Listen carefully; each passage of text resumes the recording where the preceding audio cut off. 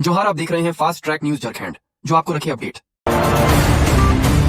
झारखंड निकाय चुनाव में नोटा का विकल्प नहीं होगा। मतदाताओं को अनिवार्य रूप से किसी प्रत्याशी को वोट देना होगा, अन्यथा वोट अवैध माना जाएगा।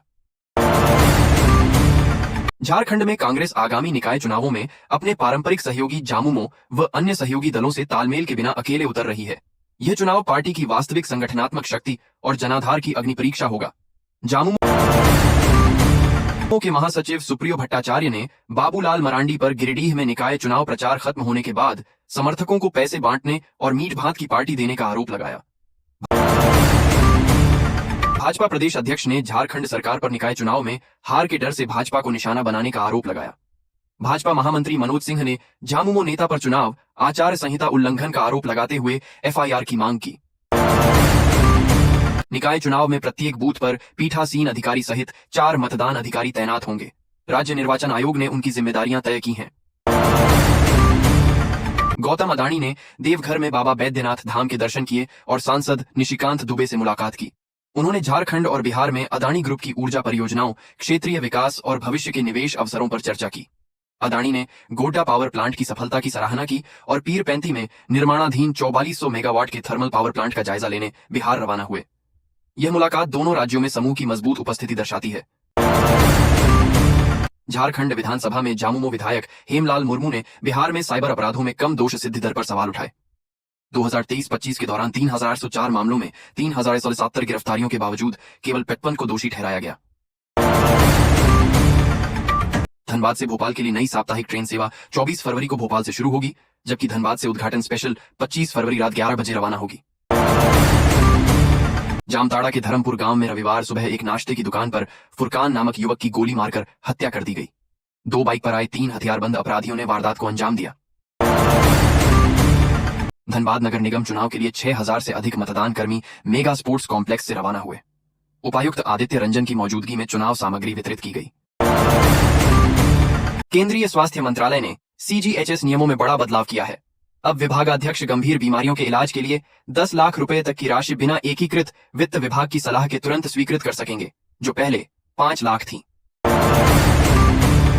दक्षिण पूर्व रेलवे के खड़गपुर डिवीजन और आरपीएफ पोस्ट हिजली के जवानों ने वन्य जीव तस्करी के खिलाफ कार्रवाई की। हिजली रेलवे स्टेशन पर बाघा जतिन एक्सप्रेस से 13 जिंदा कछुए बरामद किए गए। ये कछुए एक लावारिस झूठ के बैग में मिले थे। आरपीएफ ने इन्हें वन विभाग को सौंप दिया है। ये कार्रवाई रेलवे परिसर में कानून व्यवस्था बनाए रखने और अवैध व्यापार रोकने की रेलवे की प्रतिबद्धता दर्शाती है। तस्करों की तलाश जारी है। जमशेदपुर पुलिस ने उद्यमी कैरव गांधी के अपहरण कांड का पर्दाफाश कर दिया है। इस हाई प्रोफाइल मामले में अंतर्राज्यीय गिरोह के 11 सदस्यों को गिरफ्तार किया गया है। यह गिरोह अन्य उद्योगपतियों को भी निशाना बनाने वाला था। मुख्य सरगना अब भी फरार है। कोटका में मुंडा स्वशासन व्यवस्था के वार्षिक मिलन समारोह में पूर्व मुख्यमंत्री अर्जुन मुंडा ने जल, जंगल और जमीन के संरक्षण का आह्वान किया। उन्होंने आदिवासी समाज को अपनी पहचान और अस्तित्व बचाने के लिए संगठित होने तथा सांस्कृतिक जड़ों से जुड़े रहने पर जोर दिया। बोकारो के चास और फुसरो में 23 फरवरी को झारखंड नगर निकाय चुनाव 2026 के लिए मतदान होगा। मतदाता अपना ईपीक न होने पर भी 12 वैकल्पिक फोटो पहचान पत्रों का उपयोग कर वोट डाल सकेंगे। एक तलाकशुदा महिला को शादी का झांसा देकर 1 करोड़ रुपए की ठगी की गई। आरोपी युवक ने व्यापार बढ़ाने के बहाने महिला के खाते से पैसे निकाले और फिर फरार हो गया। महिला को बाद में पता चला कि युवक पहले से शादीशुदा था और मधुपुर का रहने वाला है। पश्चिम बंगाल के मुर्शिदाबाद जिले की पुलिस अब आरोपी की तलाश में देवघर के मधुपुर पहुंची है। गढ़वा जिले में 23 फरवरी 2026 को होने वाले नगर निकाय चुनाव के लिए पुलिस प्रशासन पूरी तरह सतर्क है। पुलिस अधीक्षक अमन कुमार ने अधिकारियों को ब्रीफिंग दी। जिले के 3 नगर निकाय क्षेत्रों में मतदान केंद्रों को संवेदनशील श्रेणियों में बांटा गया है और उसी अनुरूप सुरक्षा बल तैनात किए गए हैं। 4 क्विक रिस्पांस टीमें QRT गठित की गई हैं। पुलिस ने मतदाताओं से निर्भीक होकर मतदान करने की अपील की है। गिरिडीह के मोहनपुर में आपसी रंजिश के चलते एक नाबालिग पेट्रोल से झुलस गया, जिसे सदर अस्पताल में भर्ती कराया गया है।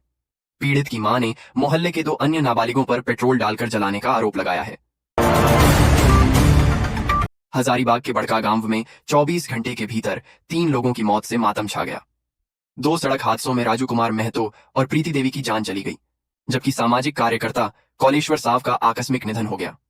आक्रोशित ग्रामीणों ने मुआवजे और दोषियों पर कार्रवाई की मांग को लेकर सड़क जाम कर दिया, जिससे आवागमन बाधित रहा। स्थानीय लोगों ने सुरक्षा मानकों की अनदेखी को हादसों का कारण बताया।